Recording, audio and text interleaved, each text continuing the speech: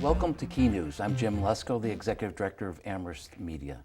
Today we're continuing a series of introducing our local higher education institutions of higher education, their chancellors and presidents. And today we're very honored to have with us UMass Chancellor of Amherst, Kumble Subbaswamy. Hi. Welcome, Chancellor. It's nice to have you here. Thank you much for coming. Glad to be here. Before we get into your educational trajectory and how you ended up in Amherst, you were born and raised in India. Could you give us a little background on that? Oh, sure. I grew up in a middle-class family.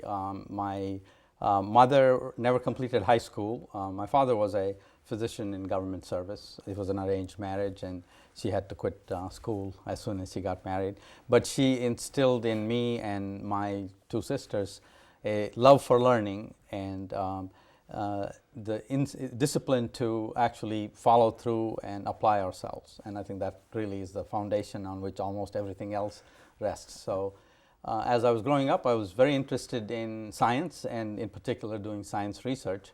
And when I was growing up in India, if you wanted to do research, you really had to go abroad. Right. And I was fortunate enough to get an opportunity to come to Indiana University in Bloomington with a fellowship that was funded by some anonymous donor. And so, I'm very grateful for the educational opportunity I got, because the rest of it is really living the American dream. And this is why I have devoted myself to opening doors for education for others. Okay, thank you. You ended up going to Bloomington, Indiana. Bloomington, Indiana, University of, and then I see that you went to the University of Kentucky for teaching. In between, I had a postdoctoral fellowship at University of California, Irvine, and then my first faculty job was at the University of Kentucky. And you were there 18 years and became Associate Dean of Arts and Sciences while there. Then on to, in '97, University of Miami, again, Dean of the College of Arts and Sciences. And from there, 2000 to 2006, Dean of Arts and Sciences at the Indiana University. And then back to Kentucky from 2006 to 2010 as the provost. 2012. 12, excuse me, till right before this position. Right. So that's an interesting look at America through the academic world. Sure. You're just finishing your first academic season here, year with UMass Amherst, and just had a huge inauguration, very successful as Chancellor, and I congratulate you on that. And what's been your primary goal as your first year on campus? Well, the first task was to get to know the institution, understand the culture of the institution, where it fits into the system, the community, and the Commonwealth in general. And that took the first several months, I would say. And after that, it's been engaging in a planning process to think about what the state of affairs are currently, what the external conditions are, and how we need to position ourselves as we move forward as the flagship campus of the public university system of Massachusetts. While you were there, they unveiled the master plan, the more updated version of the master plan. And has that helped you coming in to see what had been taken, obviously, a few years to compile? From everything I'm reading, I understand you like to have strategic plans so that you can help you plot and figure the course of action? Right. In general, as Yogi Berra said, if you don't know where you're going, how do you know when you get there? And so I think this laying out plans in terms of what we want to accomplish and how best to accomplish that, even though understanding that all of that changes as external conditions change and so forth, is critically important. So as I've grown up in academia, I have found the planning process to be a critical part of thinking through major issues. So I think the master plan is one element of it that's really speaking to the geographical component of if and when you build buildings going forward, how would you modify the campus to be student-friendly, to be pedestrian-friendly, to be ecological and environmentally sound, and all of those kinds of considerations. So I think it's a very carefully thought-out plan. It's a model for how I think the different communities, both within the university and outside the university, can work together to plan something for the future that will work for everyone. So yeah, I think it was a very important process, and I was happy to have that result available as I started thinking about the rest of the academic programs and the programming components of the university's plan. And you're also, perfect timing, celebrating 150 years as an institution of higher education. And that must give you a chance to really look at this evolution that's occurred. And did anything strike you that, when you look at that school now, to think of it as an agricultural school, yes, it's still there, but not in the way it initially was set up with some of those photos and things? Right. Yeah, I mean, I think that indeed, as we celebrate our sesquicentennial, it is a time of reflection. It's a time to think about the history, where we have come from, what we have achieved, and where we want to go forward. And more than the agricultural component, I think the land grant concept, which is really what established this university, the land grant bill, the Morrill Act, really spoke to two main purposes, I would say. One is what I call the democratization of higher education. That is, making higher education available to the general public, to the common masses.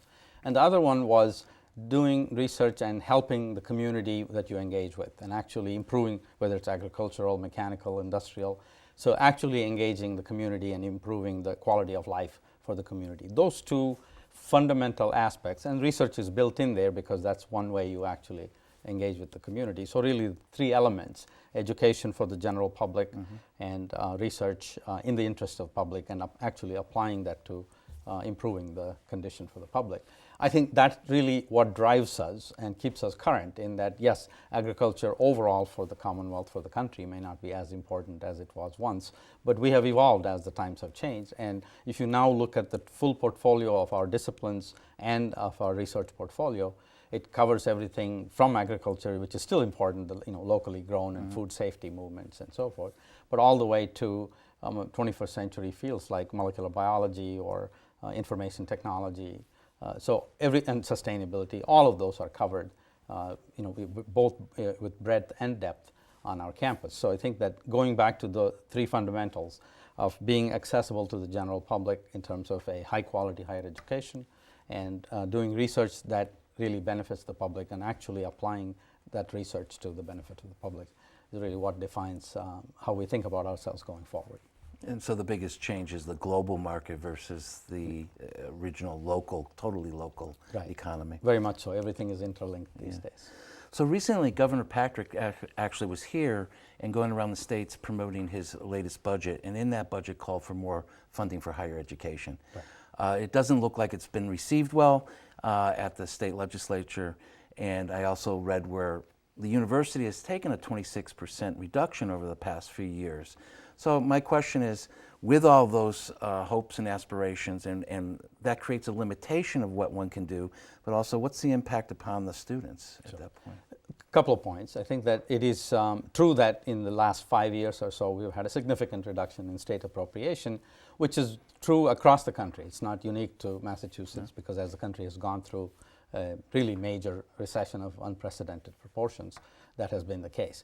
What is also true is, as you pointed out, Governor Patrick in his budget proposed a reversal of that trend, and actually reinvesting in public higher education, adopting what our President Corrett, has called for, the state portion of a state appropriation to be at least 50% of the educational budget. So that's the so-called 50-50 plan. And the governor, in fact, put in his budget what was needed to go towards that 50-50 plan. And in fact, it's not true that it hasn't been received well. I think the revenue component of his budget has not been received well, but the reinvestment in public higher education has really been received well. The House budget actually contains that 50-50.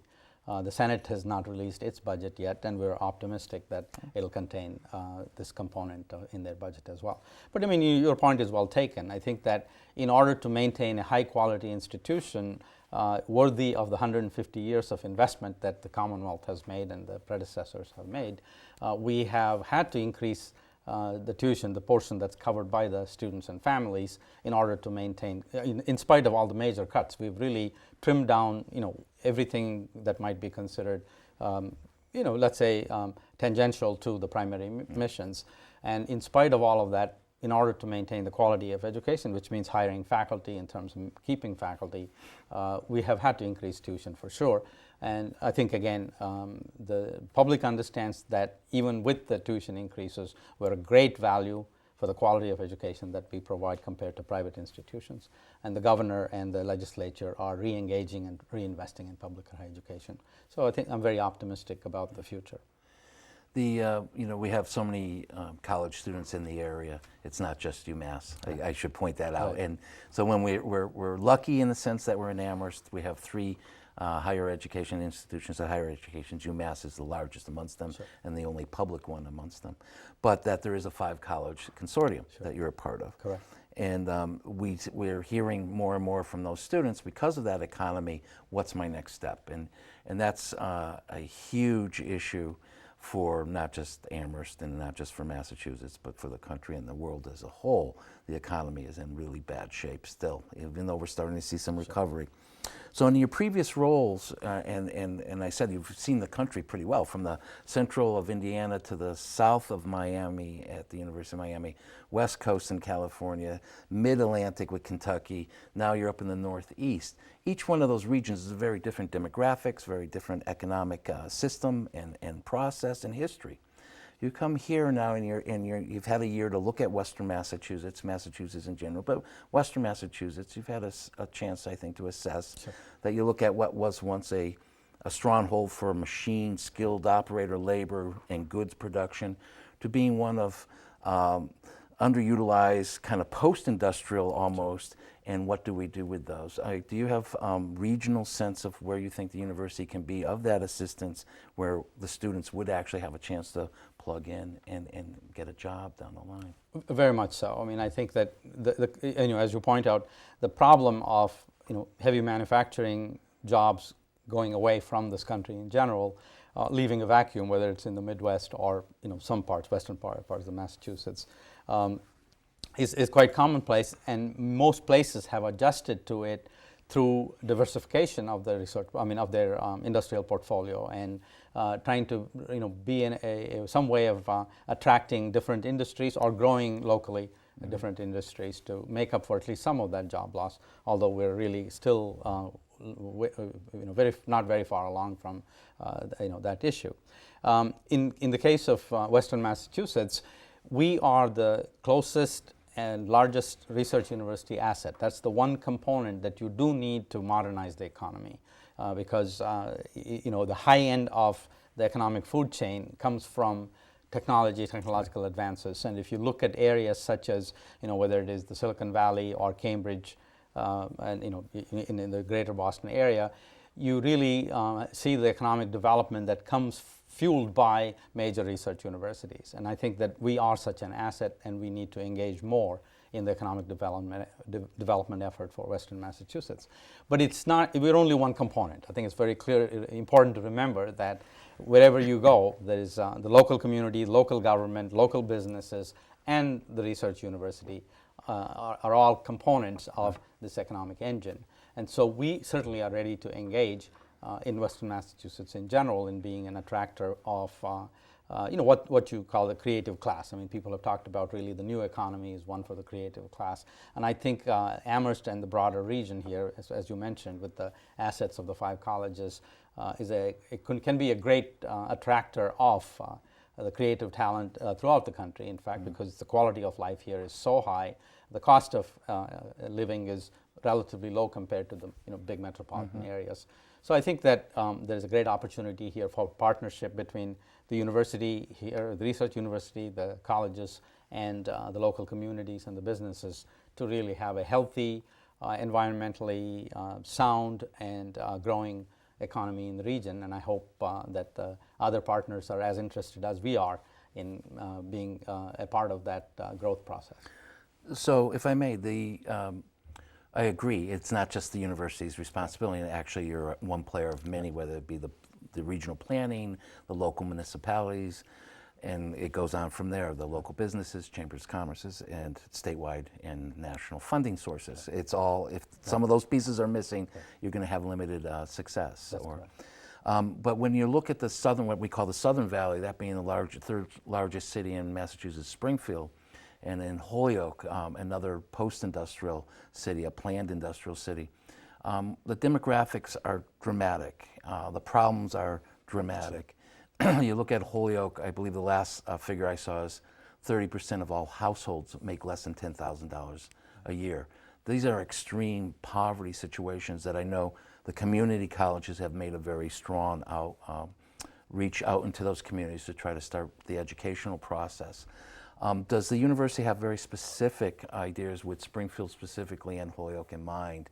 And I believe some of those are actually already in the pipeline. Would you like to speak to some of those? Yeah, certainly. I mean, I think, as you point out, the problems are really, quite systemic. I mean, from the school system, where the pass rate for graduation is has been less than 50%, just picking up and so forth.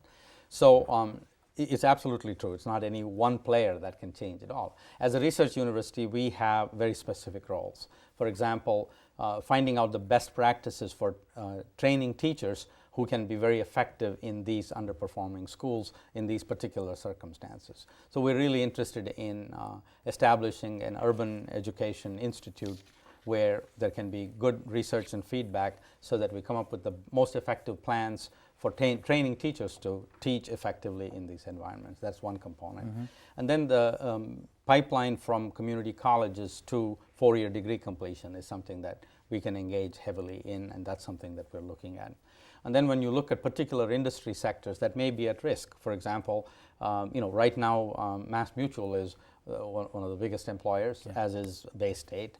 And so making sure that the critical needs of the labor force for those two industries is adequately met. So for example, if there is need for more actuarial science training, that's something that our business school can participate in. So we're in conversation with the communities there, with the business communities there, and the government there, to really ascertain where we can be most effective, not competing with the existing colleges and schools, but actually complementing and supplementing as a research university those things that we can uniquely participate in. I'm sure you're familiar with the Pioneer Valley Life Sciences Institute, PVLSI, which we work with Bay State in really advancing research common interest, as well as create jobs over there to try to create some kind of a life sciences sector over there. You're probably aware that we're on the verge of receiving a $95 million investment from the state Massachusetts Life Sciences Center. That'll again help stimulate the life sciences sector in Western Massachusetts in the same way that it has done in the Cambridge and Boston area, for example. So we're a critical element of trying to nucleate a set of new industries that can replace the old industry, or in fact modify them. So we're really interested in re-engaging the advanced precision manufacturing for different purposes, utilizing the expertise that's already here in the Southern Valley. So we're certainly very much both in the planning stages, and in some instances, hopefully some of these things will come to fruition very quickly. I'm sure it's going to improve dramatically for some of those communities as you move forward. Over the past few years, coming back to the Amherst area, there's been an exerted effort by town officials, the Chamber of Commerce, to work in a more collaborative way with not only the university but the other two colleges, Hampshire and Amherst College in town. As you know, most of the nonprofit or tax-exempt institutions are usually do in lieu of payments known as pilots, right? Payments in lieu of, and that university back, if I understand it correctly, had signed on to about a $360,000 arrangement with the town of Amherst for ambulance services a year or more ago. And more recently, due to the number of responses to student needs, off-campus living, especially on weekends, that you allocated another $12,000 towards the end of the semester. I think it's more than that, but yes. So that's what I saw reported, but I'm sure. I guess what my question is, there's a lot of concern in the local community about the residents, population, non-student population having that exposure with the ambulances going all the way down to Northampton and leaving them. Do you have some ideas how to address some of these concerns with the residents? Yeah, again, a lot of the problems, particularly when it comes to medical care and so forth, are rather complex. It's not unilateral action by any one party that can resolve that. As I think you know, and your viewers certainly know, for many years now we've been working very closely with both the town leadership and with the business community in trying to educate our students in terms of being responsible citizens when they go out into town, and every weekend reminders of behavior and so forth, as well as in terms of those who step out, the disciplinary process that both happens with the law system, but also internally to our own academic procedures. we certainly are taking every step possible to make sure that our students grow up being responsible citizens as well as good professionals and students. Having said that, there's certainly there will always be some sets of issues that will have to be resolved. But I agree with you that the ambulance issue is one that looms large, and we have certainly provided the funding necessary to provide the extra coverage. But I think we also need to be looking at longer-term issues, and then this is why I have suggested that we do some joint planning to think about whether it comes to healthcare issues. The law does not allow our student health services to actually provide beds, and that would have to be approved at the state level and so forth. And so, in fact, even our facilities we have for student health services is really dilapidated and needs to be replaced. It's very old, in fact, from a 40 or 50-year-old building, for example, the University Health Services. So there are multiple issues such as that we will require some long-term engagement. And so we're certainly looking at all possibilities. At one level, really, it's not a question of nuisance for the town, but it's also a question of providing the best possible service for our own students and our own community. And so from all combinations, we're looking at all possible solutions. Some we can directly control, such as the educational component of our students and the student discipline part and so forth. But certain other things we can't control ourselves. So. Well, I know that you came into a situation where the health services had cut back on those hours that students could go in on the weekend specifically to 5 o'clock instead of midnight. So there was just a lot of things at one time. It was sort of like the perfect storm when things happen. So I understand that you're making a proposal to the town meeting, coordinating the town meeting on a joint, I'm assuming this is what you're referring to as Correct. continuing to work forward. Would you like to speak just a little bit specifically to that? Yeah, I think that the problems we have in this college town, in this university town, are not unique to ourselves. No. Certainly, everyone has some variations, without any question. But I think we're always look at best practices. We can learn from others, and there really have been many recent years, over the last 10 to 15 years, many towns, small college towns, who have had very similar issues, have worked closely with the towns to develop how the boundary evolves and how the services evolve in such a way that there's a much more harmonious and positive relationship with everybody, growing and everybody growing at their desired levels, so to speak, without having to constantly sort of see this as a problem rather than as an opportunity. And in all of those instances, there are people, experts, who have really worked with these communities. And I thought that it would be a very good moment now, as we are controlling the day-to-day situation, to also look at the 5 to 10 year time frame and say, what can we do in the boundary between the university and the towns to make a more harmonious relationship. And so I hope that the town sees this as, again, an opportunity to do something together to make this a really wonderful community. We all love to talk about the fact that this is one of the best college towns in the country, and I think that we need to make sure that it remains that way. And I certainly am willing, on the part of the university, to do everything we can to make this a really vibrant community that we're all happy to be a part of. Well, I appreciate your determination to do that, and I hope only the best of luck to you and to those that are helping you do that. I know you're not doing this alone over at UMass, and I'm sure the town is going to receive that kind of offer warmly, I hope, and work towards that. So thank you so much for joining us today. Thank you for watching, and may I encourage you to also go online, amherstmedia.org, if you'd like to send these links to other people. Enjoy and be safe.